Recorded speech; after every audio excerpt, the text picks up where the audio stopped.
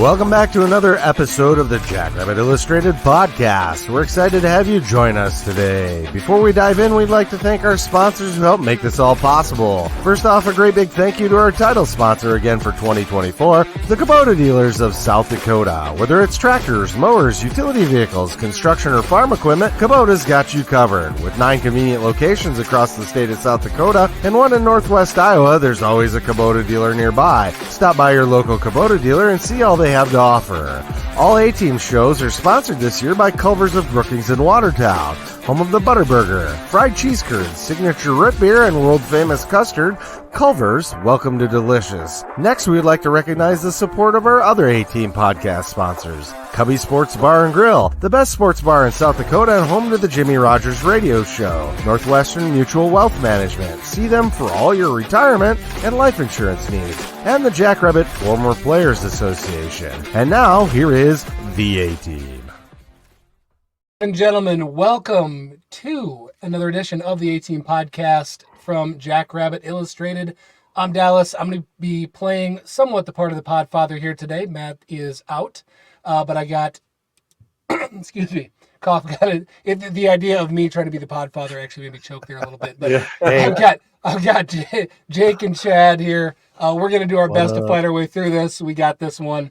Hey, if you have not already, make sure you follow Jackrabbit Illustrated on all the socials, Twitter, X, Facebook, Instagram, TikTok. We even started throwing some reels up there and some TikToks.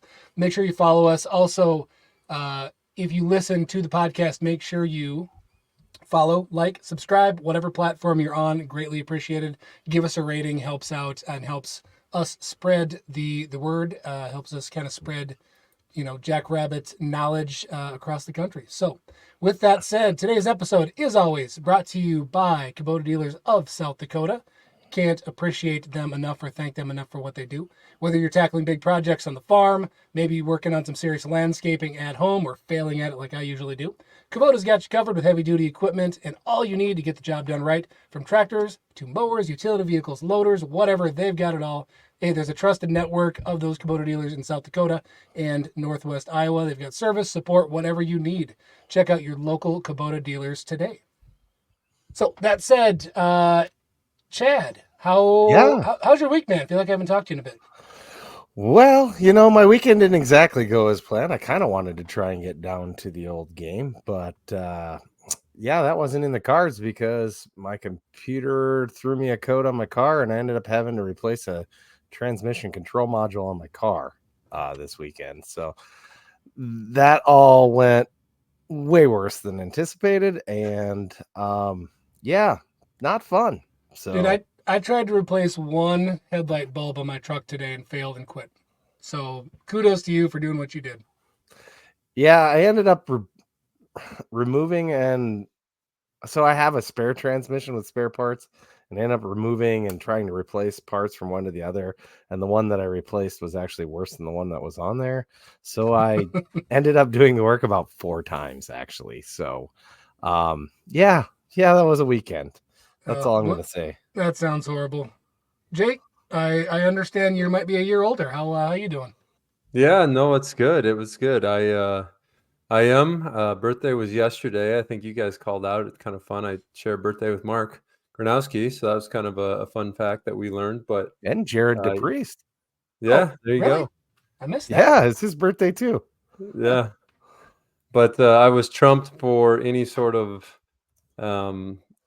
whatever I want to do for my birthday type thing from the two girls, the 3 and the 2-year-old, and my wife, who we decided to go down to the Omaha, Lincoln area, visit some family and friends. Obviously, we lived down there for 4 years before this last year, so good weekend to get down there and do that.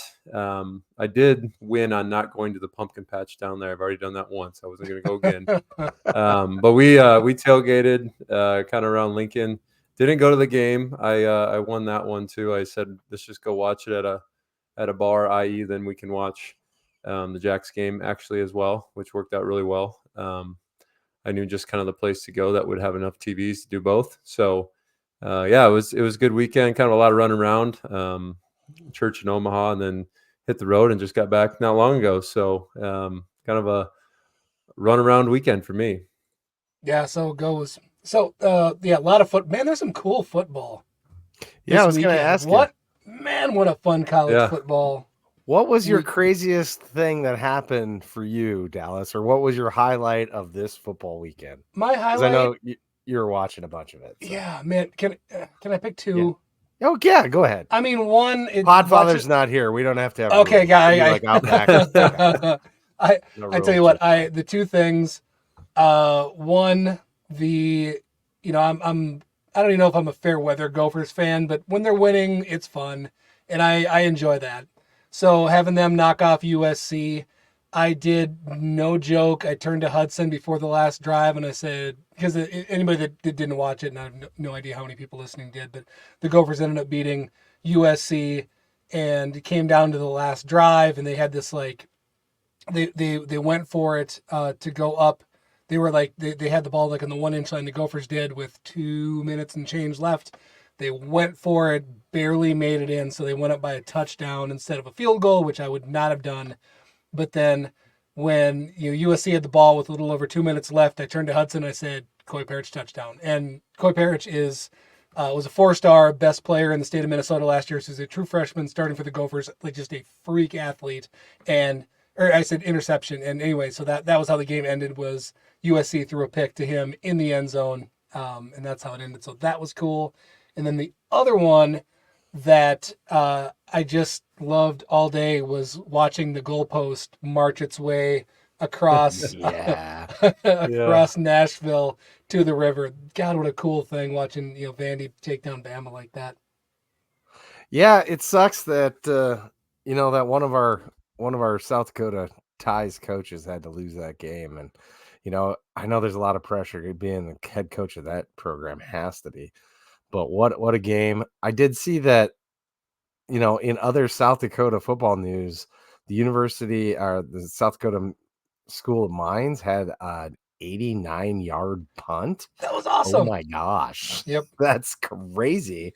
I know that, our college football sickos tweeted that out. So go check that out on Twitter if you'd like to watch that. Well, and a good call. You can't forget Clark Lee, head coach of Vandy. Yep. Right. Linebacker coach. So, I mean, that's kind of fun. I agree with you. Kind of not cool for DeBoer in that regard, in that South Dakota tie, but really cool for Coach Lee. I loved him. He was a great guy. How about you, Jake? Do you have a football highlight from the weekend other than the Jacks? Yeah, I mean, definitely the Vanderbilt game. I kind of it's just been fun to watch him. Obviously, he was at UCLA. He was at Notre Dame.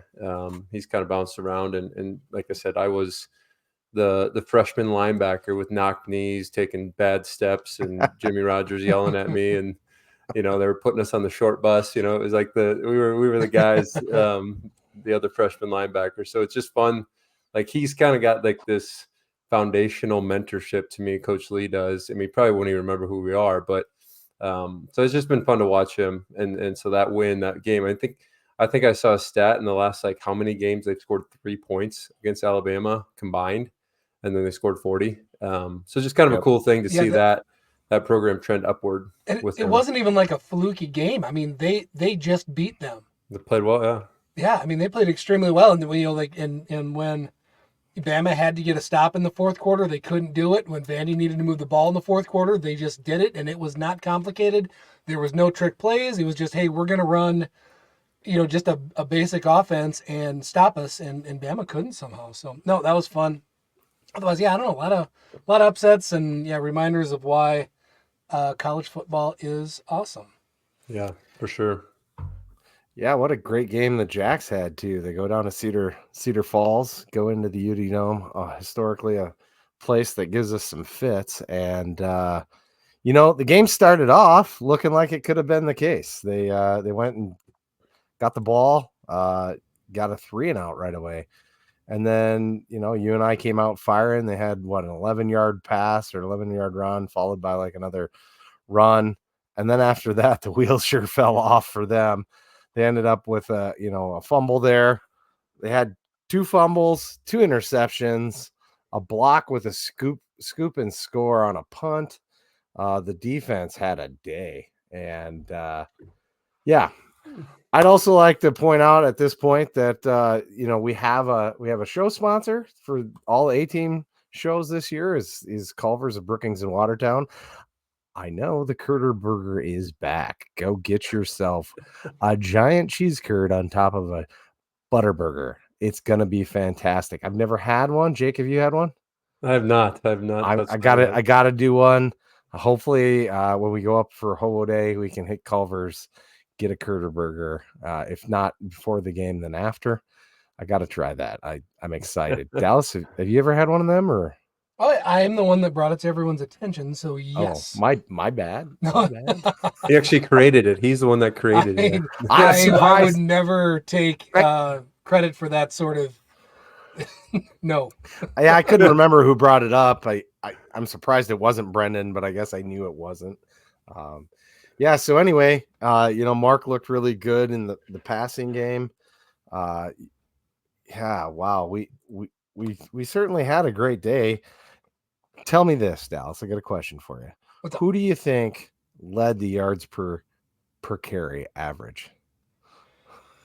Whoa, yards per carry average. Man, I wish I would have remembered. I looked at this morning, but I can't even cheat because I don't remember.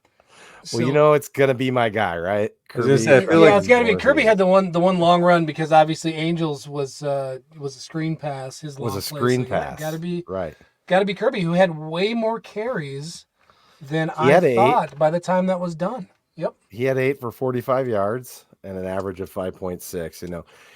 Amar, got his touches as well. They're spreading the ball around a little bit. Amar had 10 carries for 43. So he averaged right at 4, basically. And Angel had a couple carries too. He had 6 for 31. We were talking about the passing game. He brought up that awesome screen pass and how well that worked. We just knew you had to just know that when Angel got the ball there, he was going to be electric, and the way he tight roped it down the sidelines, that was a heck of a catch. I think that went for 58 yards. Was it? That was quite a catch. And Mark, like I said, did real well this week. He had 16 passes. 22 attempts. He was 16 of 22. That's what I was trying to say, for 223. Had 3 touchdowns on his birthday. And I think that's kind of the theme, is the guys that were having the birthdays were having a day, because Jared DePriest, man, he had six tackles and 4 solo, 2 assists. One was 2 of them were tackle for loss and another sack. So that guy was relentless all day. What I loved about him is just watching him continue to pursue guys, and that's how he got his sack, right? He came from behind and tackled that dude. So that was a heck of a game. Just my thoughts on a couple things there. Jake, you want to add anything to that? Yeah, no, I mean, honestly, it's really cool to sit here in this position now and say it's a good day to be a Jackrabbit. I mean, that feels good. I think, obviously after improvement week, we've said this from the start for this whole year. There's been a lot of conversation about, the game and really how we dominated and played so well. I just take away how well coached we are. I think that is something that I don't want to say we overlook it. I think people know it, but it's like when you come off of an improvement week like that, and that those coaches are working the little details, they're working turnovers, they're working, some of those punching out the balls, like they're doing drills like that. Jim even referenced that post game. And so I think just the fact that we did so well off big plays. I mean, fumble recoveries off QB pressures, interceptions for TDs, block punts for TDs. I mean, special teams stepping up to that, sack fumbles.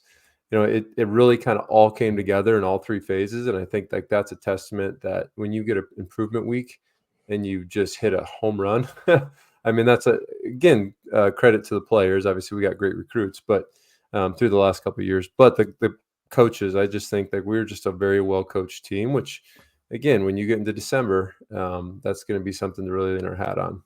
Yeah, agreed. Exceptionally well-coached. That came through a handful of times, and it was so weird though, watching a game. Matt might have called this out in Rants and Raves, that it wasn't as close as the 41-3 score. I forget if it was Matt that said that or somebody did. It was. But man, that was just a complete demolition. And just, I mean, not that their fans were ever particularly in it, but just the air got let out of that dome.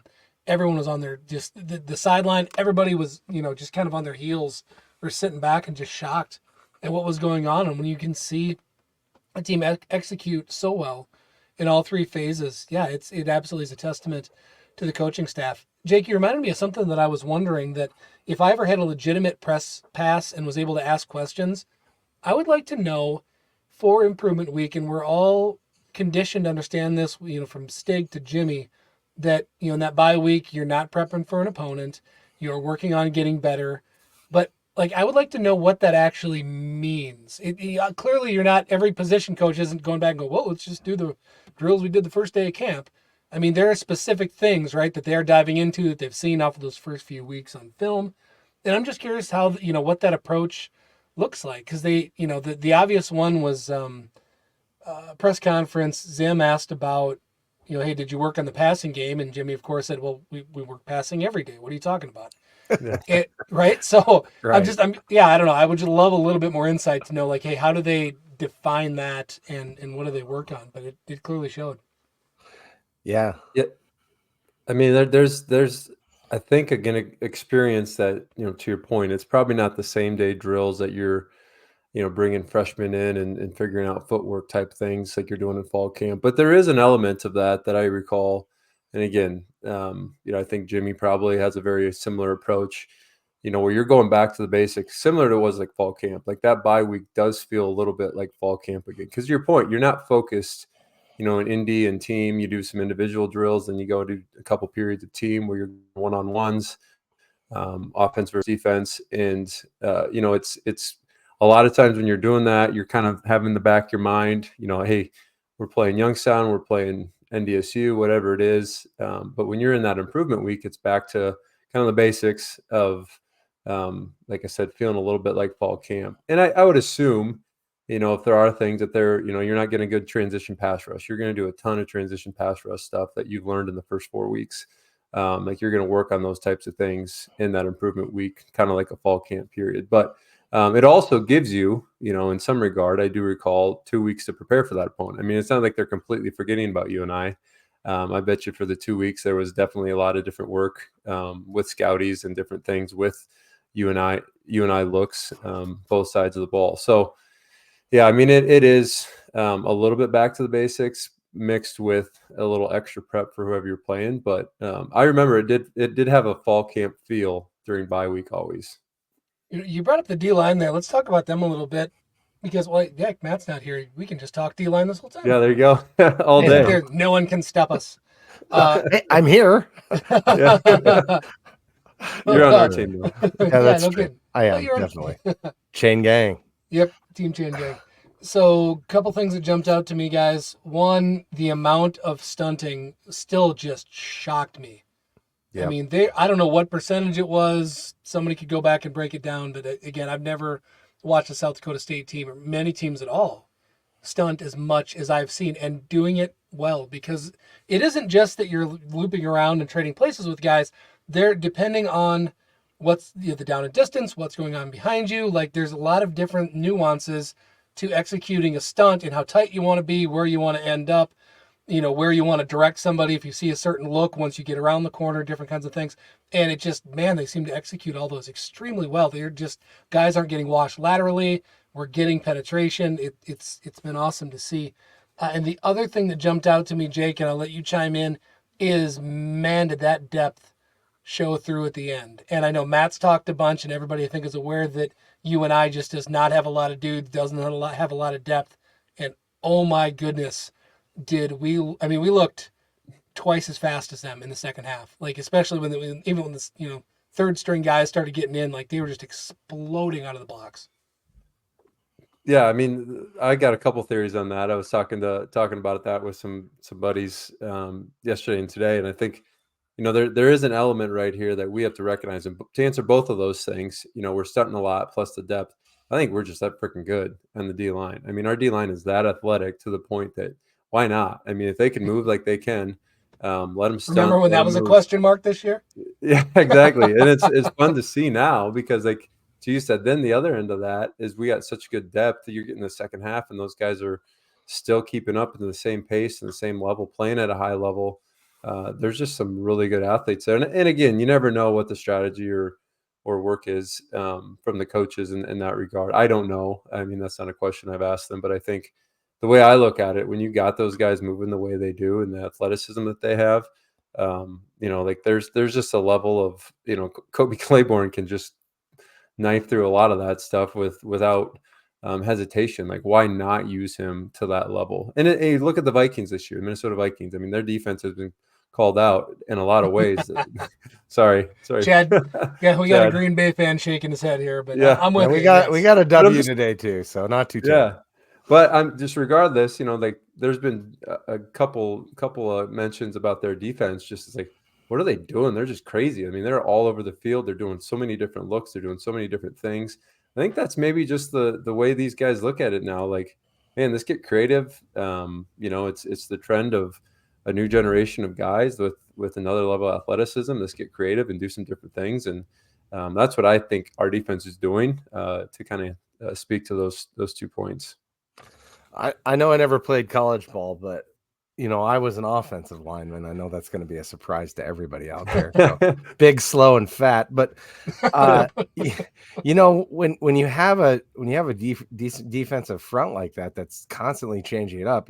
When you're sitting down, getting your stance and looking for what's coming, you're keeping your eye out for guy here, who am I going to have to block?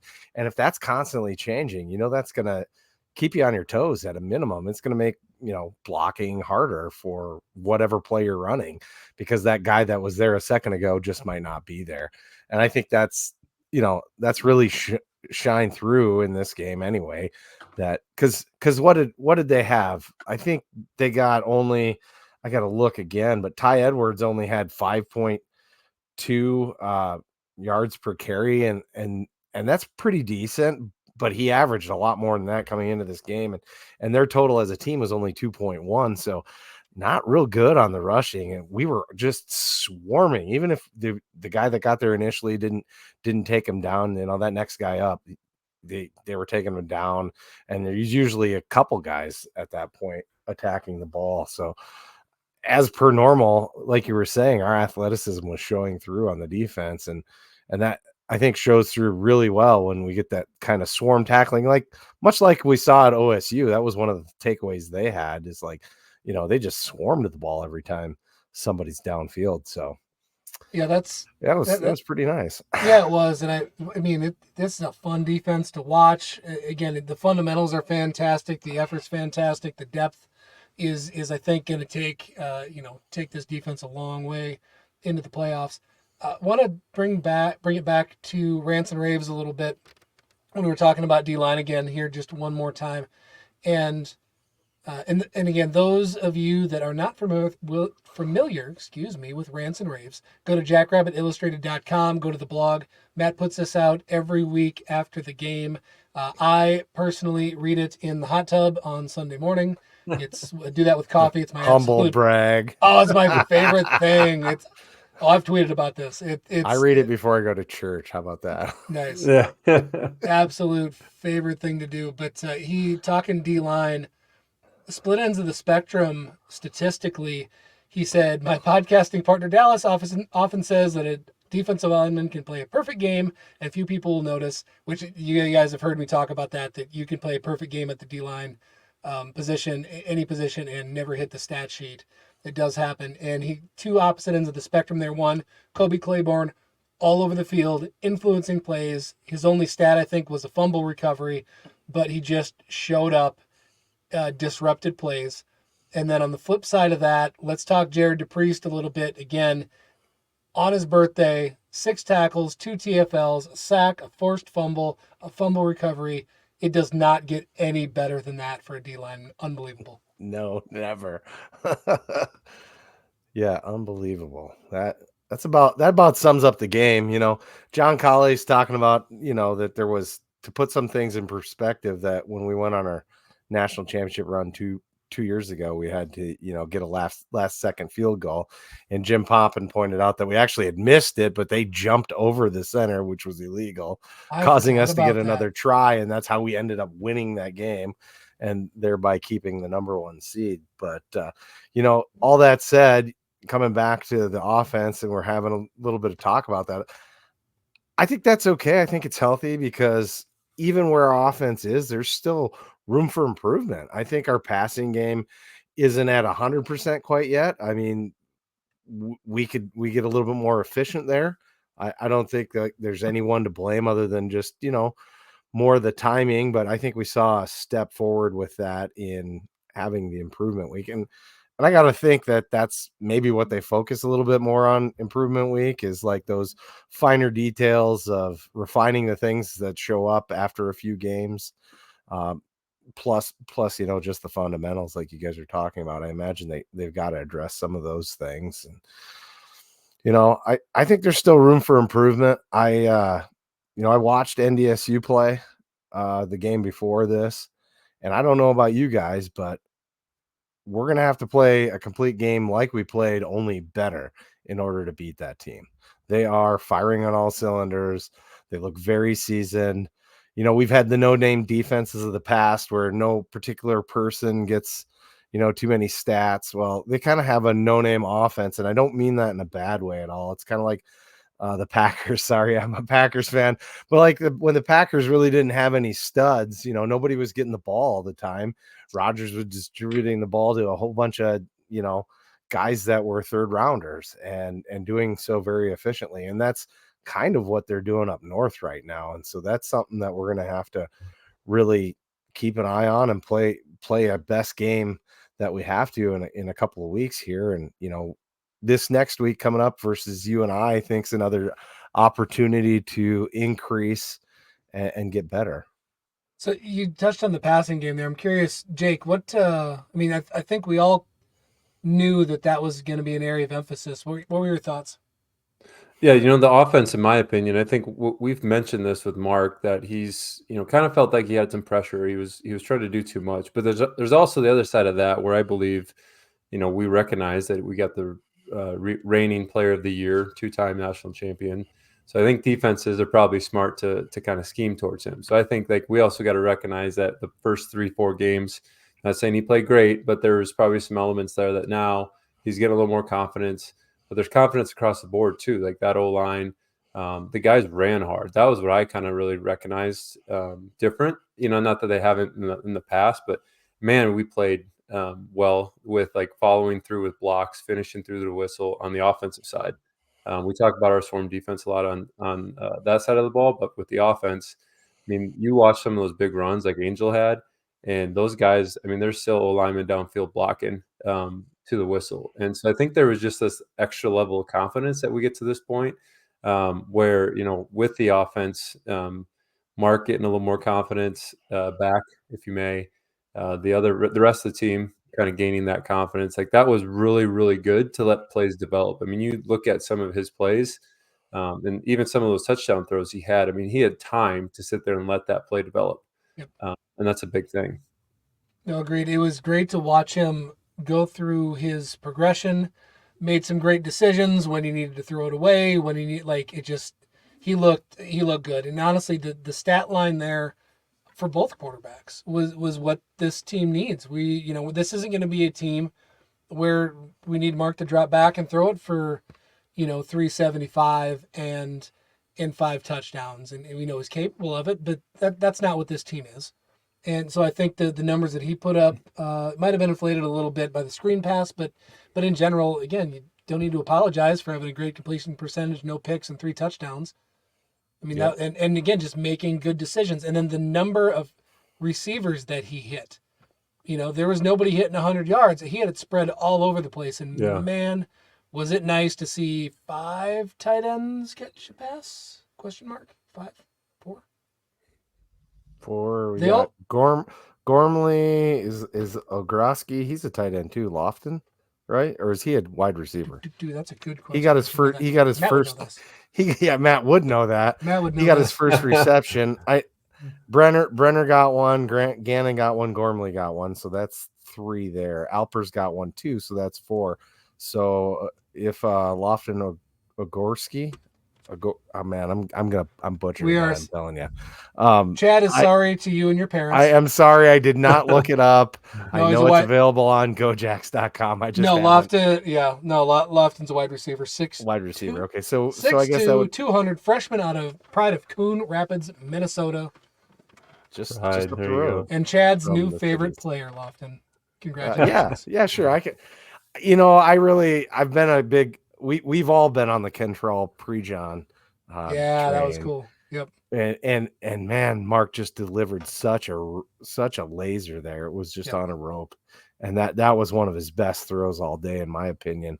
Um, Pat Whitty asked a little bit about I, the 2-minute deal, and why don't you touch on that? How do you feel like I we did? What was there at the end there, Dallas? okay. So actually, I wanted to disagree at the end of the first half. It is really cool, and seriously, guys, this is a big deal to be able to run your 2-minute offense in a scenario where I don't want to say it doesn't matter, but it wasn't to win a football game, right? It was like practice. To get a chance to practice that and to get down and to get points out, like that was I'm not sure. I'm curious, Pat, what you thought was off. And also, I'm going to be honest with you. I was in the car, so I listened to that part on the radio. And I did not go back and like watch the entire thing. It's an entirety. The entire series in its entirety. I've only seen highlights from the first half so far. But again, the results were good, and getting to practice that isn't something that happens every week. So that was cool. And even honestly, the timeouts leading up to getting the ball, right? I mean, the coach Jimmy made very good decisions leading up to that, knowing exactly what he wanted to do, and that was cool. The Yeah, I TV mean, broad. Go ahead. Sorry.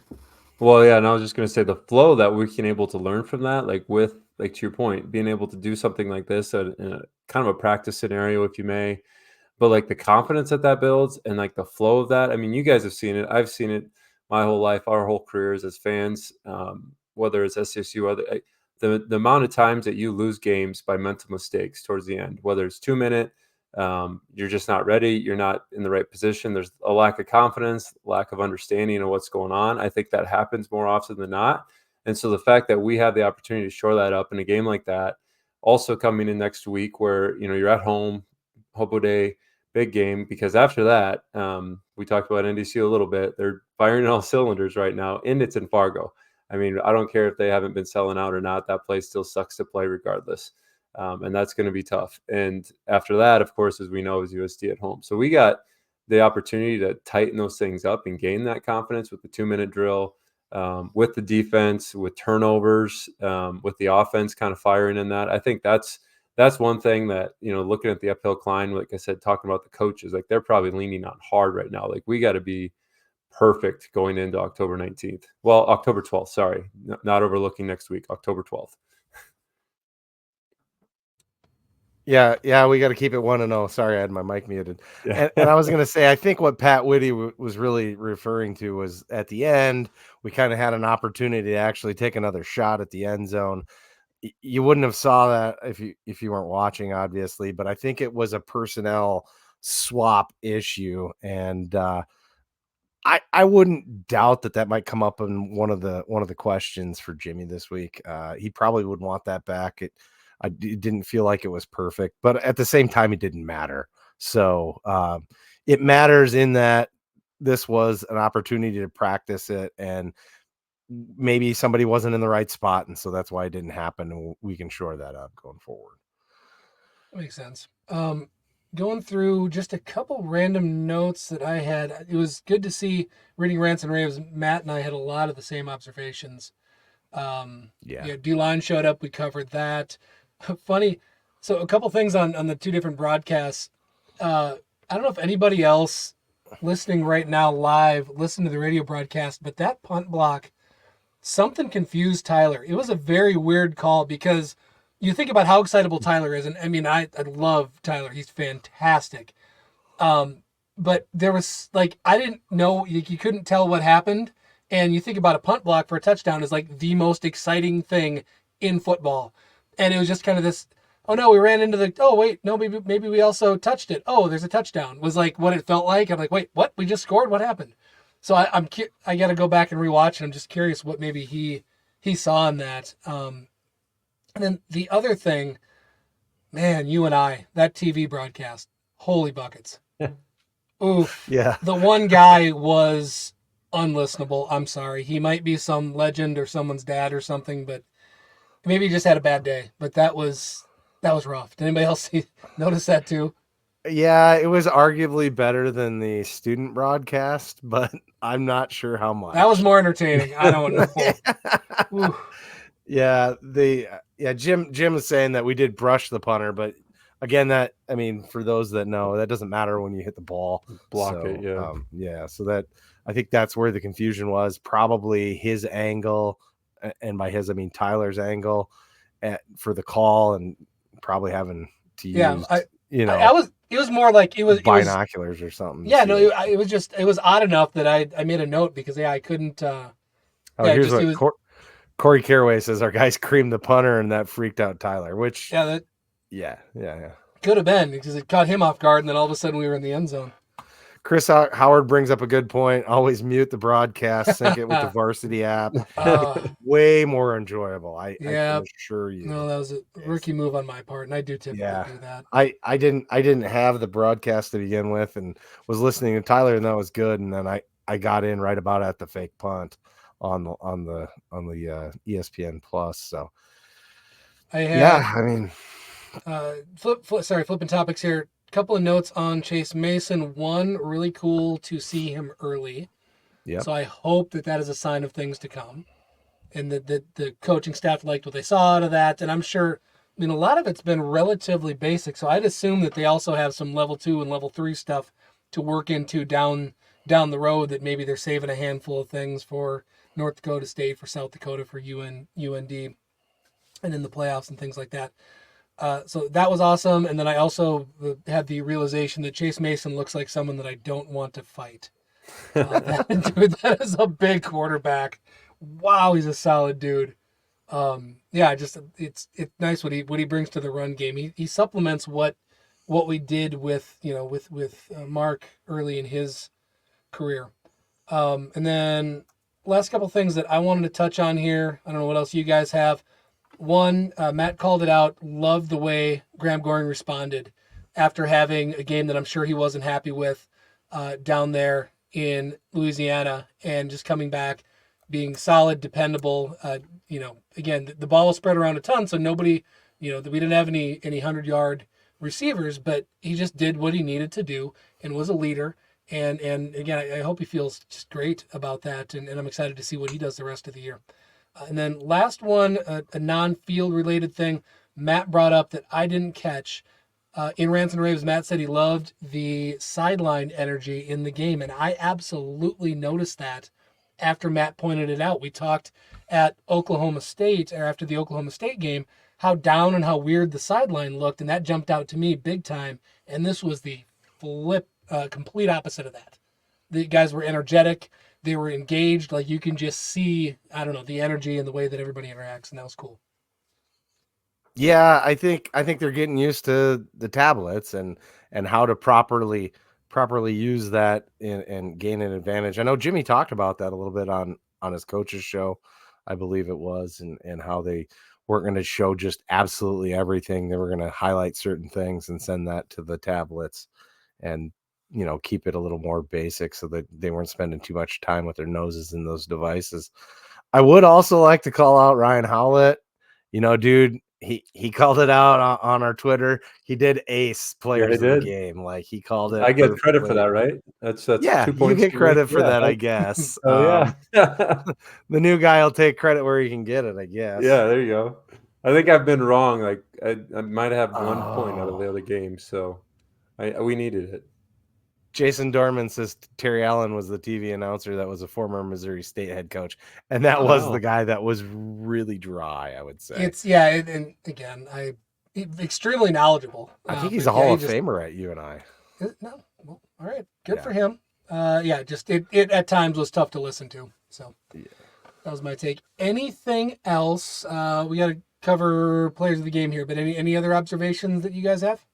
I was going to say one more thing. I think, and again, Matt called it out in Rants and Raves, but I think it's another thing for everybody to be excited about at this point. You do have this confidence starting to build, this definition of what this team is. getting to this point. And one thing that I think is really cool to see is just how some of those special teams are starting to really step up, like the coverage units. Matt called that out in Rants and Raves.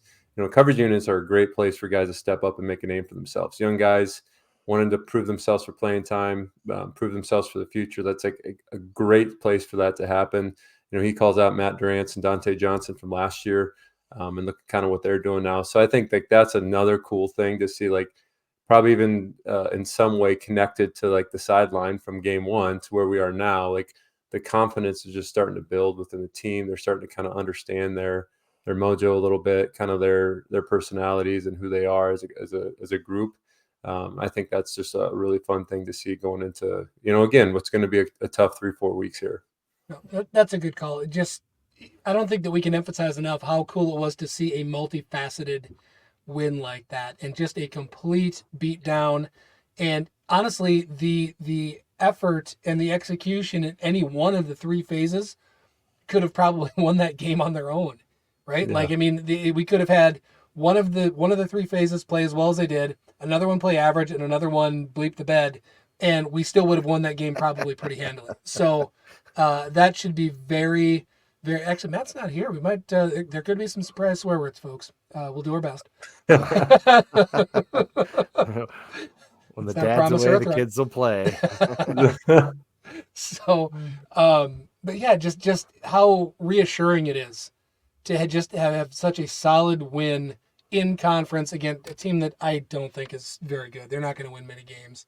I know that was it coaches poll they were ranked, or I don't remember, but that's not a very good team. But right, and they started off the year with promise, but then they went out and played, what was it, Villanova, was it? And they just, they didn't look good, and they haven't. They didn't look terrible against Nebraska. I mean, Nebraska wasn't a terrible game by them. Yeah. I mean, that's why it was surprising to me. But yep. So, all right. I guess finish up here with game balls. And I think there's not much argument with who gets the game balls. I would assume we're all in agreement with Matt's picks here.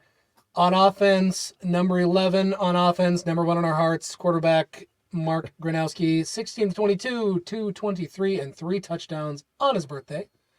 Defense, we got Mr. Jared DePriest. Ridiculous stats. It's just shocked looking at these here from a defensive tackle.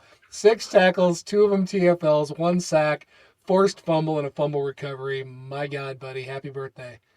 Let's see more of that. Yeah, no kidding. Wow.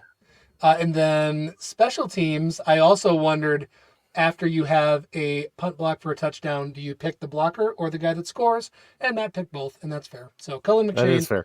Yep, Noah Thompson, awesome play. Congratulations, even though you befuddled Tyler Merriam and then me listening in the car trying to figure out what was going on. And let's also give an honorable mention to Hunter Dussman, who just keeps being the journeyman out there. 3 punts, 48-yard average, along a 51. That dude is just, he's a sniper. He's killing them. And what a weapon, It is. Yeah, we should do a segment sometime and just break down special teams a bit more. Because, I got the cat on the desk here again, everybody. My apologies. Keep her. She's all black too, so she always just scares the bejesus out of me. Just comes out of nowhere. Cue the Prince music. Sorry. But I mean, you think about special teams this year and the last couple of years, like we just don't think or talk about them unless there's these giant, special, flashy plays. And that means that there are so many dudes doing their jobs. We don't talk about snapping. We don't talk about holding. We don't talk about kicking. Like, all of that stuff is just done to near perfection over and over. And I just appreciate it, everybody, because it's a very important phase. I feel like something else that we didn't really touch on that we kind of touched on in past games is that, we were a little, I don't know what the right word is here, but we were questioning maybe a little bit the calling, the offensive play calling. And we didn't have any of that where anyone really was like, well, why did we choose that in this down in situation in this game? So maybe that improved over improvement week too, which is great to see because, again, if we improve every week, we're going to be really, really salty come the end of the season. Yep. That's a good point. All right. So let's put that one behind us. We are going to talk Hobo Day now. But before we do that, who's this brought to us by? Jake. Cubbies, yes, yes. So you can't really have Hobo Days without thinking of Cubbies, right? I mean, that's Cubbies is synonymous with SCSU in a lot of ways. Great supporter for everything that South Dakota State does, and I think the opportunity to lean in on that with Cubbies this weekend. You got obviously the parade, big game. I think the opportunity to just enjoy that and have that experience. You have to stop by Cubbies for that. Obviously, the rooftop is going to be probably one of the last nice Saturdays. Hopefully not, but you might be looking at one of the last nice Saturdays get on the rooftop. So again, a big shout out to Cubbies, and I appreciate their sponsorship and what they do. And again, just being a huge part of South Dakota State sports. Thank you, Cubbies. Thank you, Cubbies, indeed. Kind of hoping I can make it out this weekend. I doubt it though. It's October. It's work time for me. So opponent is the Youngstown State Penguins. My research has told me Youngstown is indeed not a state. Beyond that, let's get into what we know about the team a little bit. Really underperforming, and that is putting it lightly. This is a team that really a lot of their fan base thought they were going to make some noise coming into this year, and they just didn't in any way, shape, or form. They've had some disappointing losses. They're 2-4 on the season. They came in, they played a good Villanova team close. They lost by 7 to Villanova at Villanova. So that was, I know that they wanted to win the game, but to me that was probably expected. That's a tough draw. Then you beat Valpo, loss to Duquesne. Yeah, 28-25. What the hell, guys? That was the one. That was at that point, week 3 was the biggest head scratcher that I think of the year. And I still don't have a clue what happened in that one, but that is brutal. And then they turn around and they get thumped by Pitt. Does anybody know if Pitt's any good? But Pitt hung 73 points on them. I don't care who you're playing. That's brutal. And then take another L to Missouri State, 38-31. And then turn around last week and only beat the Sycamores. And I would have, I don't remember if I said it. Well, it wouldn't have been the pod because I was traveling last week. If I said it on Twitter or just texted you guys, I would have put money that YSU was going to easily cover when they beat Indiana State, and they did not. They only won by 7, and Indiana State is terrible. So I don't know what's going on in Youngstown. They've kind of been an up and down team. They always seem to play the Jacks tough, but they have not had a good start to the year here. Yeah, I think they've pretty much been ass all season, and I don't know that we can see that changing. I sure hope not. They do have a lot of talented guys that they brought in, but I don't know. It just doesn't seem to be a sum of all parts. And I think we do win this one handedly. I'd like to see us get some more people involved and get some opportunities to get some more on-field practice reps, if you will. I hope that we can control the game that much. I see that happening, hopefully by half. Yeah, I think the other call out is, we're at the position at this point in a game like this where, it's a big deal to make sure that we're going out of this one with a lot of confidence, but also injury free. I think that's going to be something for a game like this. There's a lot of extra noise, a lot of excitement, even from the players. Don't get me wrong, you get excited for Hobo Day. Obviously it's always big. There's lots more stuff happening. And so sometimes that can kind of, put you into a different position that maybe you're doing something different or trying a little bit harder, whatever it might be. I don't know, but it's just like, that's where we just got to be smart. We got to come out of this game not beating ourselves, if you may. And I think that'll be a really good test, where we're standing as a group after this Saturday. Yeah, you definitely can't get caught up in the happenings of Hobo Days or you'll get caught on the field. We've seen that a time or two when we've played. UNI is usually who catches us on that deal. Yeah. But Youngstown, I think, has once too. It's a Valley opponent. No matter what, they're still going to have the ability to beat you, and you can't just overlook them. But I sure hope that we continue to make strides, continue to get better. And if we do that, then I think we're taking care of business for sure in this one.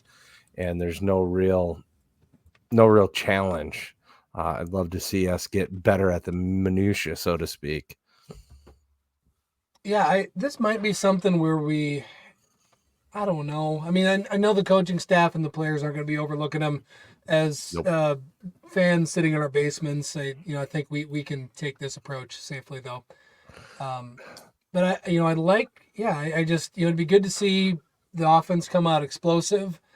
See all the phases click. I'd like to see Amar look healthy, look fresh. And break a couple. Add a little bit, get back to just some of his elusiveness, I guess. Maybe see a little bit of that. Just if nothing else, because it's fun, right? Like I enjoy his style of running, and I didn't get to see that here this last week much. And I don't know, defensively, I think maybe some of, if you want to call it overconfidence as a fan, again, what is this defense giving up 2 field goals in the last 4 games or whatever 4 it games, is. yeah. It just absolutely obnoxious. I don't care who you're playing. I mean, these guys are extremely good, and they'll be ready. Stat wise, so here's where take you behind the scenes of Jackrabbit Illustrated. Matt is fantastic at having stats ready and notes and breaking down opponents, and he's already prepping to do that for his blog here during the week, which you should check out. And you're looking at 3 people who have not done that.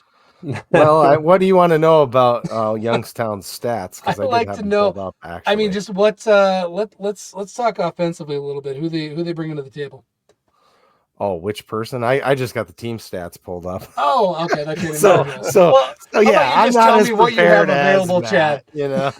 Well, they just don't seem to anything really fly off the page. They're scoring 28.3 a game, and their opponents are scoring 33 per game. They get 64 first downs. They're doing a little better through the air, I think, than rushing. And let's see. Yeah, their average rushing is actually pretty good at 5.1 yards per carry.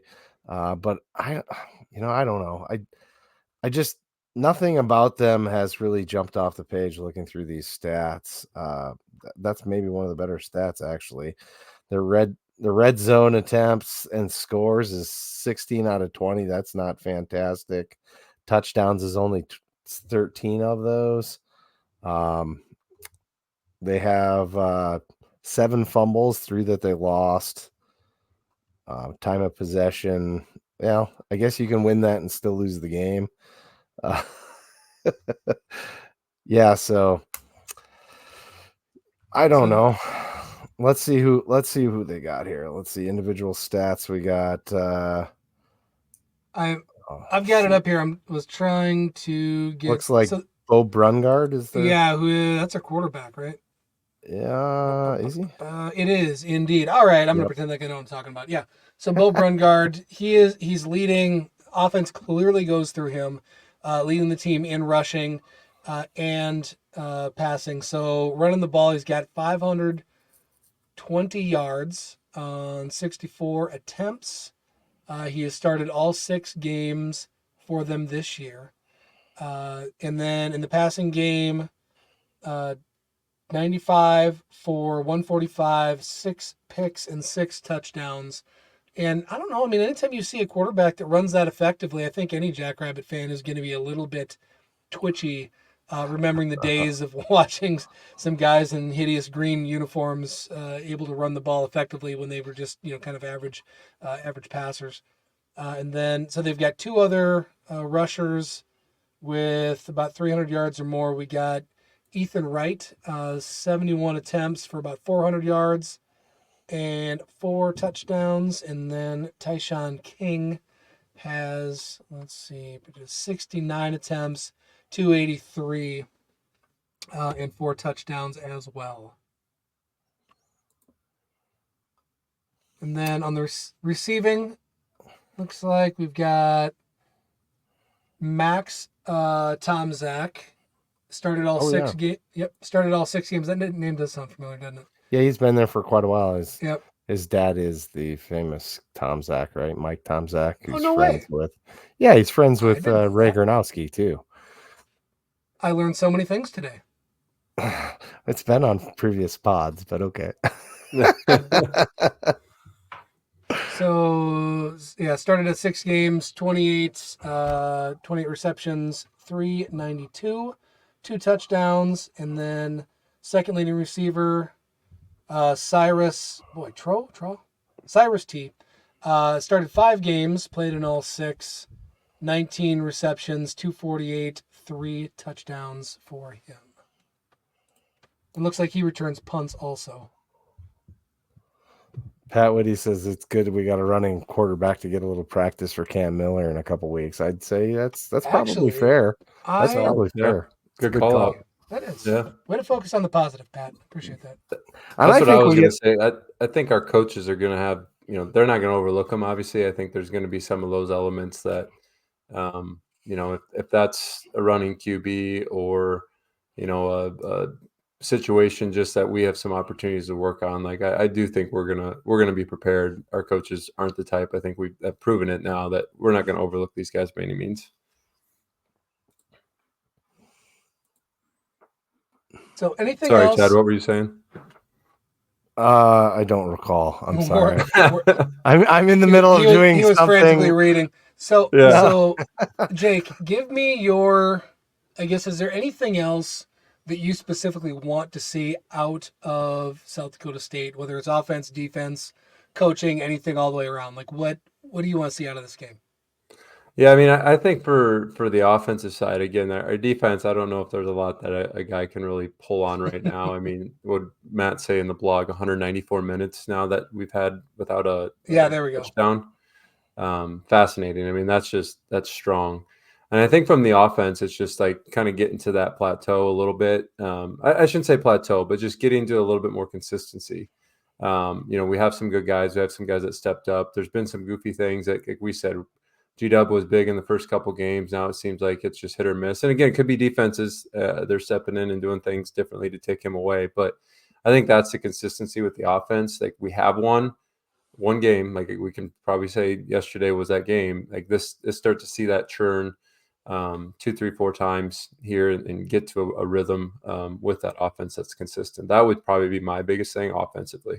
That's a good call. Seeing that week after week and being able to feel confident that in any given situation, if we need to run the ball, we can run the ball. If we need to pass the ball, we can pass the ball. To me, beyond that, still want to see those tight ends develop. I think we were all excited. We heard tons of stuff about this deep, very athletic, very large, Matt would call them framey, tight end core that we have. And then seeing more out of them. And he also called out in as a rant about them developing in the blocking game a little bit more.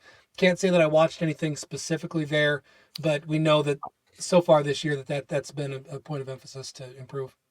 Early in the game, there was a couple whiffs on a block or two that caused our one of our commenters asked about our running backs being met in the backfield, and I think that was a result of those couple plays actually that we're talking about specifically, where we had some guys try and block and the guys just kind of washed over and got in the backfield. So gotcha. I would like to point out that we also would like to thank Northwestern Mutual for being a great sponsor again this year. They're also doing the Alex's Lemonade Stand Challenge, the Lemon Head Challenge. You take a photo of yourself with lemon on your head, and they will donate $10. Doesn't even cost you anything out of pocket. You just got to tag them on socials with Go Jacks.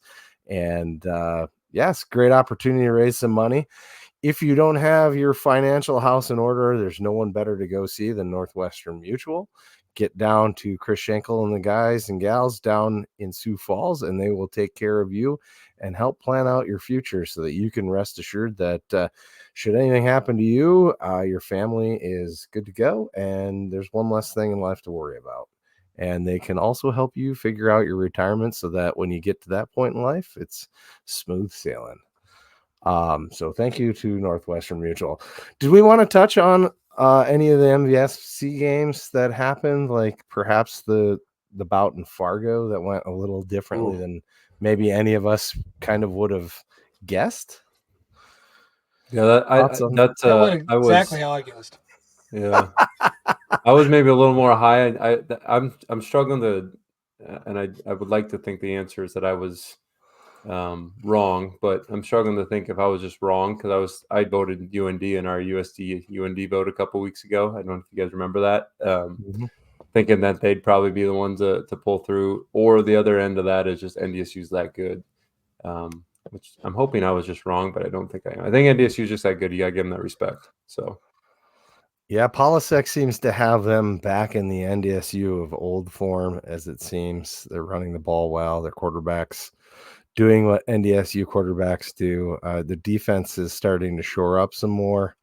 I think we can have success on their defense personally, but yeah, I thought it'd be a little closer game than that, Dallas. That's what I was getting at. I thought it'd be a little closer. I thought they were just going to absolutely beat them down. Revenge game, yeah. Revenge game, right? There's just it's the added emotion in there too. I think they are that much better, but beyond that, I mean, they were going to that game looking for blood. I mean, they've been looking for that for 12 months. No, that was a fun one. What else? I can't honestly. I was traveling for a good chunk yesterday, so I can't say that I watched any.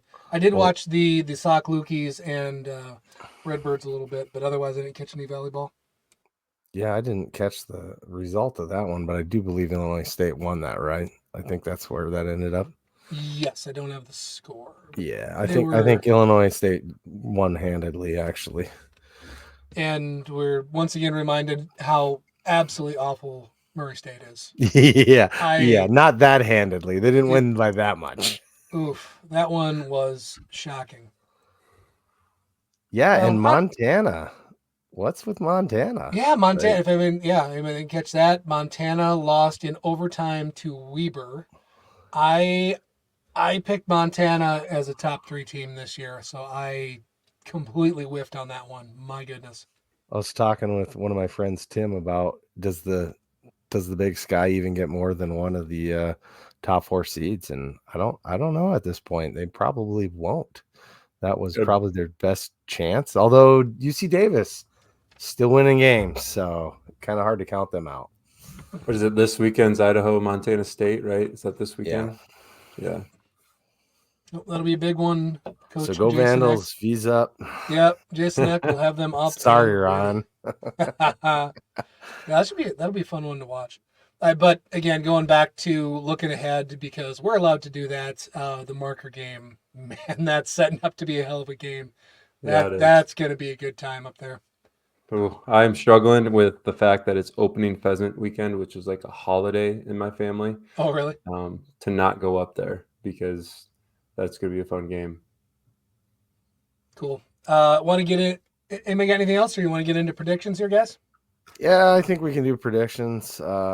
Just want to say, hey, if you ain't got all your gear for showing up on Hobo Day, hit up Jackrabbit Central. They're one of our sponsors, even though not necessarily officially for this show. Just wanted to give them a shout out here for that. They're a good sponsor and they have great gear. Yeah, go get some stuff. I actually need some new gear this year. I got to get that done next time I'm in town. All right, so scores. Is anybody going to write these down? Matt can listen and write down. Hopefully he listens. I can I'll write them down. I'll write them down. You're going to write them down? Okay. Right yeah.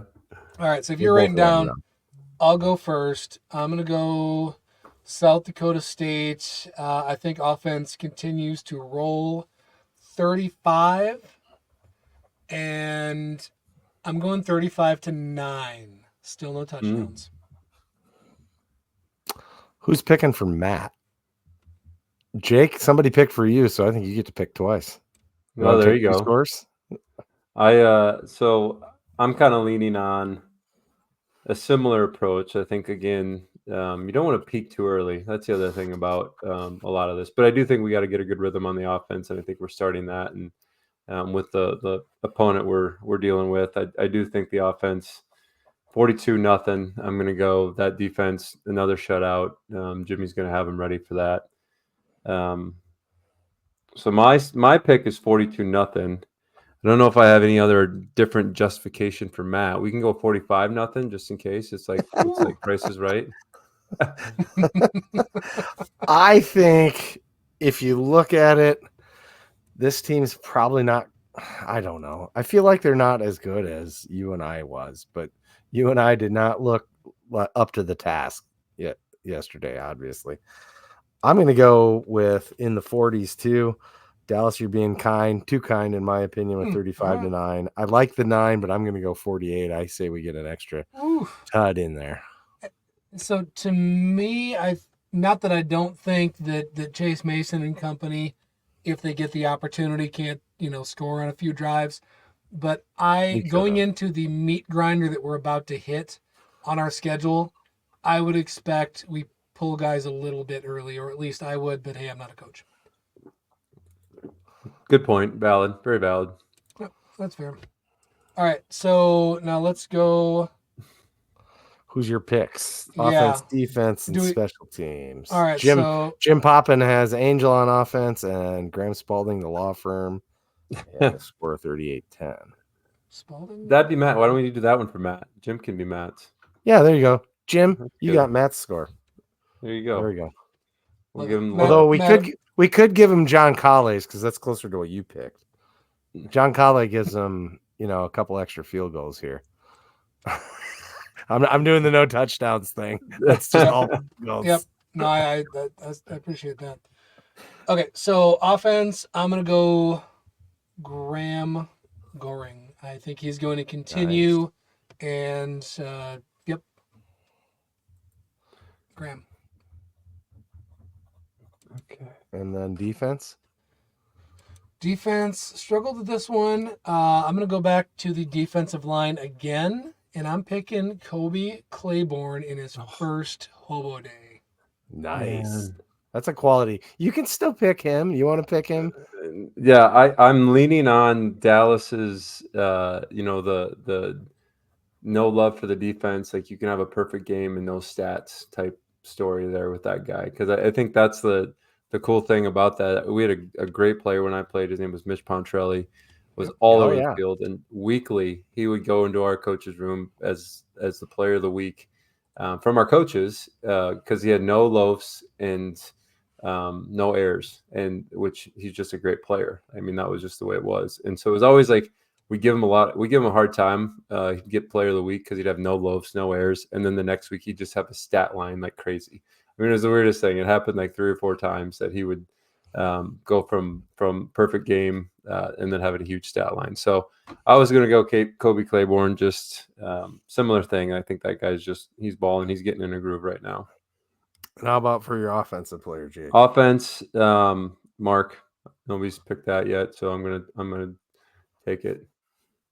All right, and I am gonna pick KTV. I want to see. I want to see a game just like SLU where Voorhees just runs all over him because Angel's already done his damage, right?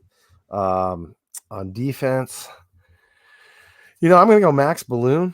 He had a really good game this last game. He forced that one fumble. So, again, guys that aren't showing up on the stat lines necessarily having great games on the defensive line. And when you end up with facing a mobile quarterback, it's going to be one way or the other. Either your D line is going to play great or they're going to play horrible, and there's really no in between. We all picked chain gang guys. Yep. No, I love that. Cool. All right, we're a little bit over here, and I think everyone is anxious to go watch Mason McCormick beat the crap out of some people for the Steelers. And if anybody's not watching Sunday Night Football, Mason has started the last 2 weeks, and that is amazing. Congratulations to him. I don't know. Just as a fan, just feeling proud of what he's done, and I have a feeling that's somebody that you give him a chance to get on the field, that dude ain't getting off the field. Yep, he's gonna next decade. That guy's gonna be on the field for them. So congratulations. Can only hope. Yep, I hope so. Well, with that, right. Jim called her out. Thanks, Jim. All right, go big, go blue, go Jacks. And Tucker Craft, yes. Pat. Oh yeah, Tucker.